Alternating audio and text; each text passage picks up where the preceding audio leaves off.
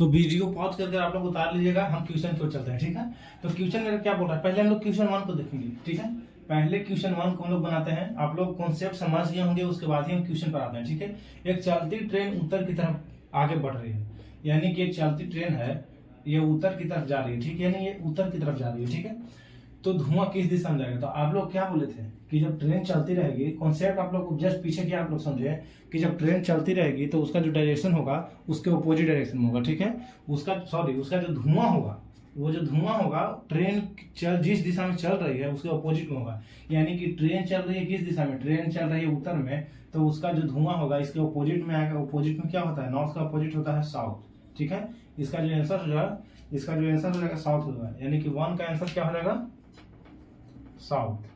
ठीक है, अब देखिए इसको अगर आप लोग डायरेक्ट बनाते हैं, ये तो बतलाया आप लोग को बेसिक से, लेकिन इसको आप लोग डायरेक्ट बनाते हैं तो क्या है, चलती ट्रेन के अपोजिट दिशा में क्या, तो धुआं। तो ट्रेन किधर चल रहा है, तो उत्तर में, तो धुआं किधर, साउथ में। ठीक है, उत्तर में तो किधर, साउथ में, दक्षिण में। ठीक है, आप लोग चलते हैं क्वेश्चन 2 पर। हम लोग क्वेश्चन 2 को बनाते हैं। क्वेश्चन 2 मेरा क्या है, एक चलती ट्रेन उत्तर की तरफ भाग रही है। ठीक है, हम लोग डायरेक्शन एक ही लिया है, तो आप लोग को अच्छे समझ में आ जाए, हवा वो सब उसमें इंक्लूड है।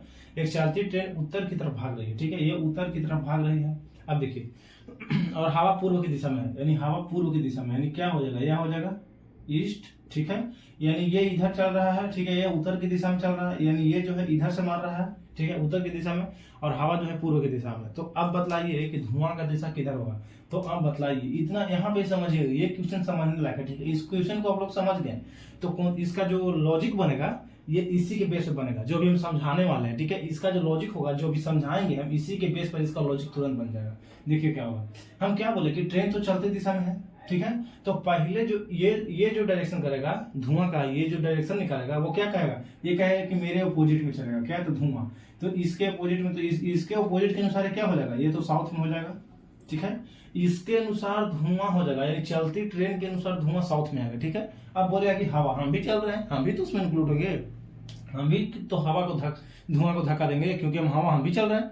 तो देखिए अब ये बोल रहा है, ये तो कह दिया कि हम साउथ में भेजेंगे धुआं को, लेकिन ये क्या बोल रहा है कि हम भी भेजेंगे पूर्व में।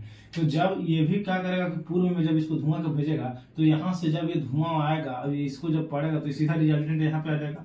तो रिजल्टेंट इसका क्या हो जाएगा, साउथ ईस्ट हो जाएगा ना।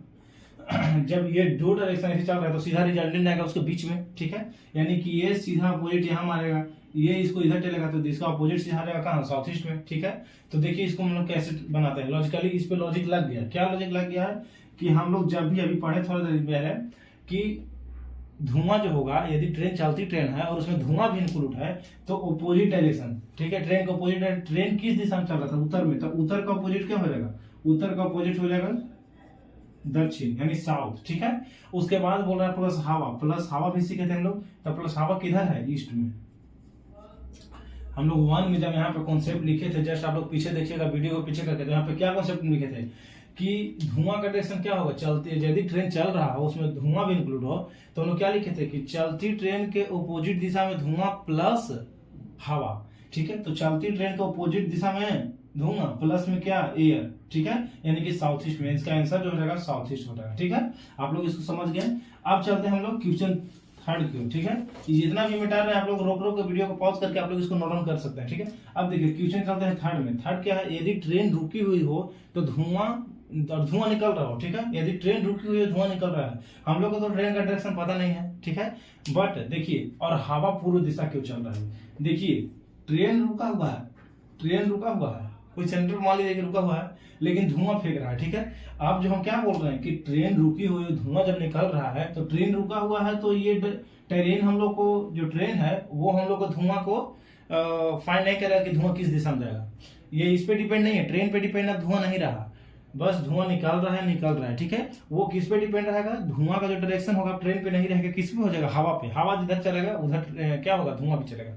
तो अब देखिए हवा किधर चल रहा है, हवा चल रहा है पूर्व में, तो सीधा सीधे क्या कहेगा कि तुम रुकी रहो, और हम क्या करते हैं, निकलते हैं धुआं, और ये हमको हवा क्या कर रहा है कि उत्तर पूर्व में भेज रहा है। ठीक है, तो इसको क्या हो जाएगा, इसका डायरेक्ट आंसर हो जाएगा क्या, कि जब ट्रेन रुकी हुई रहती है ना और धुआं निकल रहा हो, तो उस समय धुआं किधर होगा, हवा के डायरेक्शन में, यानी कि इसका जो आंसर हो जाएगा ये मेरा ईस्ट हो जाएगा। इसका क्या आया था, इसका आया था मेरा नॉर्थ के साउथ और ईस्ट। ठीक है, आप लोग इसको डायरेक्ट फाइंड कर सकते हैं।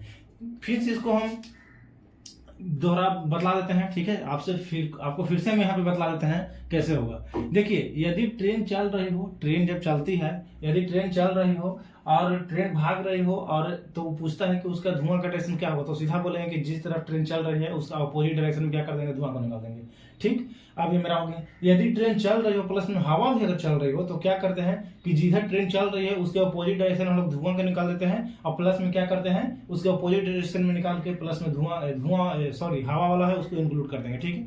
यानी कि यदि साउथ में अगर चल रहा है ट्रेन, तो वे साउथ में है तो क्या नॉर्थ में हो जाएगा धुआं, और प्लस में नॉर्थ तो वो हो गया, हवा अगर पूर्व में चल रहा है तो आंसर हो जाएगा नॉर्थ ईस्ट, ठीक है। अब देखिए, यदि ट्रेन रुकी हुई हो, अगर ट्रेन रुका हुआ रहता है तो टोटली जो धुआं का जो डायरेक्शन होगा टोटली डिपेंड रहता है हवा पे। ट्रेन रुका हो टोटली डिपेंड रहता है धुआं का दिशा किस पे, हवा पे। हवा जिधर धुआं उधर, ठीक है। तो आप लोगों को समझ में आ गया होगा। तो हम लोग मिलते हैं अगले टाइप में। तो टाइप मेरा रहेगा 9, और वो लास्ट टाइप रहेगा जिसके बाद आप लोग को डायरेक्शन डिस्टेंस खत्म हो जाएगा, ठीक है। वो टाइप 9, वो जो टाइप 9 पढ़ेंगे वहां पे समझते हैं, ठीक है। तब तक के लिए bye, love you all, thank you.